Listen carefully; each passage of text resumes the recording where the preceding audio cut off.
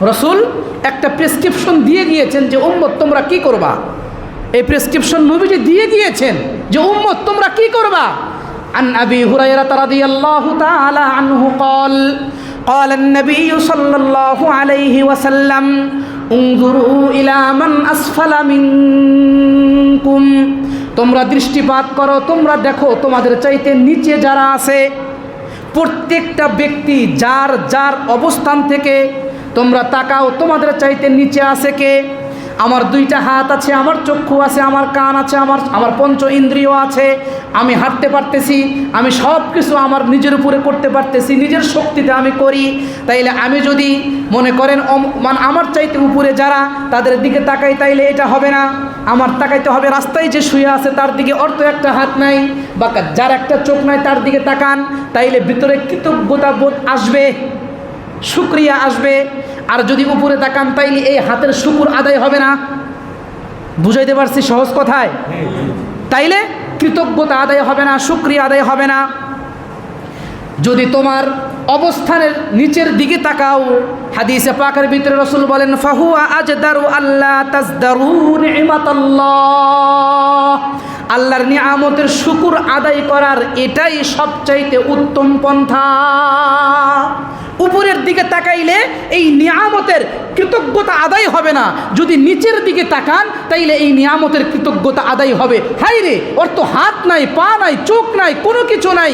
এরকম মানুষ আছে না? শুধু এইটুকু আছে, এদিক দিয়েও নাই, এদিক দিয়েও নাই, আছে তো, দেখা যায় রাস্তায়। ওর দিকে তাকান, তাকায়া শুকরিয়া আদায় করেন, আল্লাহ আপনি আমাকে কত সুন্দর দুইটা হাত দিয়েছেন, কত সুন্দর দুইটা চক্ষু দিয়েছেন, কত সুন্দর দুইটা পা দিয়েছেন, এটার শুকরিয়া আদায় হবে। আর যদি আপনি রাস্তায় হাঁটতেছেন, যদি আপনার ওই BMW-তে যে যাচ্ছে যদি ওর দিকে তাকান, হায় রে কত সুন্দর গাড়ি রে, যদি আমার একটা হইতো, তাহলে কি শুকরিয়া আদায় হবে? ওটাই বলেছেন ফাহুয়া আজদারু আল্লাহ তাজদারু নি'মাতাল্লাহ, তোমার নিচে যারা তাদের দিকে তাকাও তাইলে তোমার কৃতজ্ঞতা আদায় হবে। আর যদি উপরের দিকে তাকাও তাইলে এটা কৃতজ্ঞতা আদায় হবে না, এটা না শুকরির ভিতরে পড়ে যাবে, এটা কৃতজ্ঞহীনতার ভিতরে পড়ে যাবে। এজন্য নিচের দিকে তাকাও। এটা কার প্রেসক্রিপশন? এ ভাই কথা বলেন না কেন? কার? রসুলের। কার এই প্রেসক্রিপশন? কার? রসুলের প্রেসক্রিপশন। এ প্রেসক্রিপশনে কোনো ভুল আছে? কোনো ভুল নাই, কোনো ভুল নাই। আব্দুল্লাহ ইবনু মুবারক, নাম কি বললাম? আব্দুল্লাহ ইবনুল মুবারক ইতিহাসের অত্যন্ত জবরদস্ত একজন ব্যক্তি। আব্দুল্লাহ ইবনে মুবারক বলেন, আব্দুল্লাহ ইবনুল মুবারককে এটা পরে এক সময় বলবো। আব্দুল্লাহ ইবনুল মুবারক রহমতুল্লাহি আলাই উনি নিজে বলতেছেন ওনার কথা।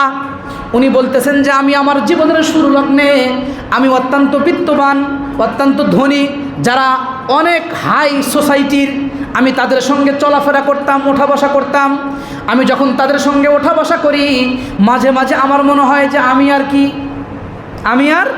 কি, এরা কত উপরে, কত জায়গায়, কত কি করতেছে, কত উন্নত সব কিছু, আমি আর কোথায়। আব্দুল্লাহ ইবনুল মুবারক বলেন, কিছুদিন পরে আমি আমার নিচে যারা অসহায় বা আমার নিচের স্তরের মানুষ যারা, আমি তাদের সঙ্গে ওঠা বসা করলাম। আব্দুল্লাহ ইবনুল মুবারক বলেন, আমার নিচে যারা তাদের সঙ্গে কিছুদিন ওঠা বসা করার পরে আমার দিলের ভিতরে এক প্রকারের শান্তি আর আনন্দ তৃপ্তি উপভোগ করতে লাগলাম। তাইলে উপরে যারা তাদের সঙ্গেও আমি চলেছি, কিন্তু অস্বস্তি লেগেছে, ভালো লাগে নাই, সব সময় অন্য রকমের মনে হইতো। কিন্তু যখন আবার আমার নিচুদের সাথে চলাফেরা করতে লাগলাম, তখন আমার দিলের ভিতরে প্রশান্তির তীব্র হাওয়া বইতেছিল। সুবহানাল্লাহ কবে বলবেন? তাইলে ইসলামের প্রেসক্রিপশন, আমরা যে প্রেসক্রিপশন দিই, এই প্রেসক্রিপশনে কোনো ভুল নাই। কি বলেন? ভুল আছে? এই প্রেসক্রিপশনে কোনো ভুল হবে না। এই প্রেসক্রিপশন মানবেন, সুস্থ হয়ে যাবেন। এই প্রেসক্রিপশন মানবেন, ভালো থাকবেন। এই প্রেসক্রিপশনকে অ্যাভয়েড করবেন, সাইড করবেন, আপনার বিপদ খুব নিকটে আসবে। মুহতারাম হাজিরিন, তাইলে আর এক হাদিসের ভিতরে আব্দুল্লাহ ইবনে শিখির বলেন, এই হাদিসের উনি বলেন আকাল্লুদ দুখুল আলাল আগনিয়া, তোমরা ধনীদের সাথে ওঠা বসা করো না। কি করো না? ধনীদের কাছে যাও না, ধনীদের সাথে ওঠা বসা করো না। তার মানে কমায় দাও, আকাল্লু কমাও, কম যাও, কম যাও। ধনীদের সাথে বেশি ওঠা বসা করলে, তাদের কাছে বেশি গেলে সমস্যা আছে, কি আছে? সমস্যা আছে, ক্ষতি হবে, লাভ হবে না। এজন্য আব্দুল্লাহ ইবনে শিখির বলেন যে আকাল্লুদ দুখুল আলাল আগনিয়া, তোমরা ধনীদের কাছে কম যাও। আর তারগিব ও তারহিব, এই হাদিসটা এসছে, তারগিব ও তারহিব 4960 নম্বর হাদিস।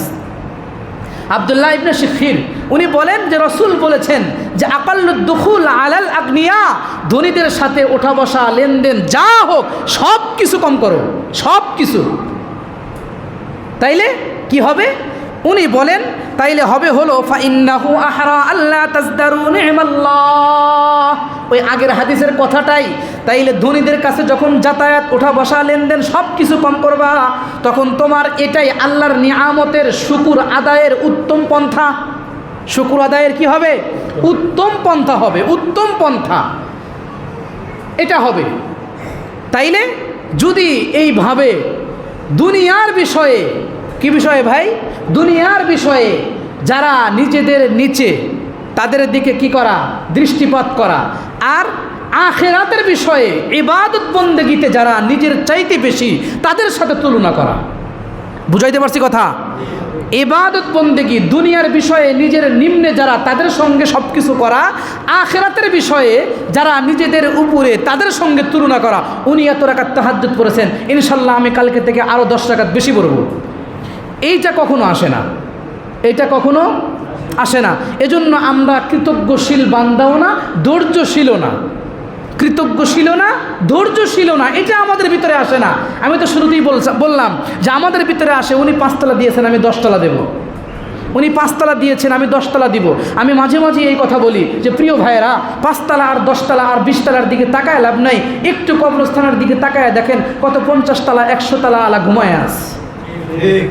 ওই জায়গা আমারও 10 তলা থাকলেও কি, না থাকলেও কি, 5 তলা থাকলেও কি, না থাকলেও কি, ইজ্জতের জিন্দেগি আল্লাহর কাছে চান, 10 তলা চায়েন না। কি চান? ইজ্জতের জিন্দেগি চান, সম্মানের জিন্দেগি চান। 5 তলা আর 10 তলা দিয়ে লাভ নাই, এটা আপনি নিয়ে যেতে পারবেন না। কোটি কোটি টাকা থাকলেও আপনি নিয়ে যেতে পারবেন না। অর্থ করি কামাই করে রেখে যাবেন, বৈধ হোক অবৈধ হোক, যেভাবেই হোক, এটা আপনার সন্তান ভোগ করবে, আপনি নিয়ে যেতে পারবেন না। আটা না, চাইরা না, আরও 1 পয়সারও ফায়দা এটা ময়দানে মাহশরে আপনাকে দেবে না। কিন্তু তাকান নিজের আমলের দিকে, তাকান নিজের ইবাদতের দিকে, তাকান নিজের আমলের দিকে, নিজের ইবাদতের দিকে। আন আব্দুল্লাহ ইবনে আমর সামি'তু রাসূলুল্লাহ সাল্লাল্লাহু আলাইহি ওয়াসাল্লাম ইয়াকুল, আব্দুল্লাহ ইবনে আমর বলেন যে আমি নবীকে বলতে শুনেছি। এই হাদিসটা ভালো করে শুনবেন। খাসলাতান মান কানাতা ফীহি কাতাবাহুল্লাহু তাআলা শাকিরান সাবিরান, যার ভিতরে 2টা সিফত থাকবে, 2টা গুণ থাকবে। কয় গুণ? সবাই বলেন। 2টা গুণ যার ভিতরে থাকবে, রব্বুল আলামিন তাদেরকে কৃতজ্ঞশীল আর ধৈর্যশীল হিসাবে লিখে দিবেন। তারা কৃতজ্ঞশীল আর ধৈর্যশীল, তাদের সার্টিফিকেট কে দিবে? আল্লাহ দিবে। ওয়ামান লাম তাকুনা ফীহি লাম ইয়াকতুবুহুল্লাহু তাআলা শাকিরান ওয়ালা সাবিরা, যাদের ভিতরে এই 2টা গুণ থাকবে না, তাদেরকে আল্লাহ তাআলা ধৈর্যশীল আর কৃতজ্ঞর সার্টিফিকেট দিবে না। বুঝলেন কি কথা? এতটুকুন। এরপরে দেখেন রাসূল বলেন মান নাযারা ফি দীনিহি ইলা মান হুয়া ফাওকাহু ওয়া নাযারা ফি দুনিয়ায়া ইলা মান হুয়া দুনাহু, যেই ব্যক্তি দ্বীনের ক্ষেত্রে, আমলের ক্ষেত্রে তার উপরে যে আছে তার দিকে তাকায়, তার দিকে তাকায়, আর যে ব্যক্তি দুনিয়ার ক্ষেত্রে তার নিচে যে আছে তার দিকে তাকায়, ফাকতাদা বিহি, তার কি করে? অনুকরণ করে। আখিরাতের ক্ষেত্রে যে উপরে আছে তার দিকে, দুনিয়ার ক্ষেত্রে যে নিচে আছে তার সাথে চলাফেরা করে, তার ইক্তেদা করে, তার সাথে সব কিছু করে। আল্লাহর রাসূল বলেন যে তাইলে ফাহামিদাল্লাহ, এইটা করার কারণে সে আল্লাহর প্রশংসা করে। আল্লাহর প্রশংসা করার কারণে আল্লাহ তাআলা তাকে কাতাবাহুল্লাহু শাকিরান ওয়া সাবিরা, কাতাবাহুল্লাহু শাকিরান সাবিরান, আল্লাহ তাআলা তাকে কৃতজ্ঞশীল এবং ধৈর্যশীল বান্দা হিসাবে আল্লাহ সার্টিফিকেট দিয়ে দেয়। হাদিসের শেষ অংশে রাসূল বলেন যে মান নাযারা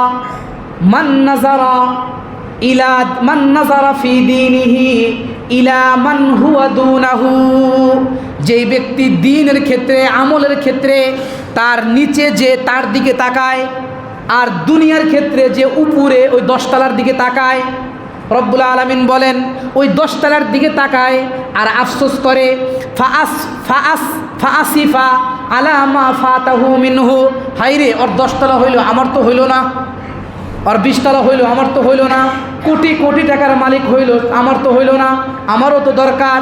এই আফসোস যারা করে বা এই ধরনের কাজ যারা করে, দ্বীনের ক্ষেত্রে নিচের দিকে তাকায় আর দুনিয়ার ক্ষেত্রে উপরের দিকে তাকায়, রব্বুল আলামিন বলেন লাম ইয়াকতুবুহুল্লাহু তাআলা শাকিরান ওয়ালা সাবিরা, রব্বুল আলামিন তাদেরকে কৃতজ্ঞশীল আর মানে ধৈর্যশীল হিসাবে সার্টিফিকেট দেন না। তাইলে কি বুঝলেন এই হাদিস দ্বারায়?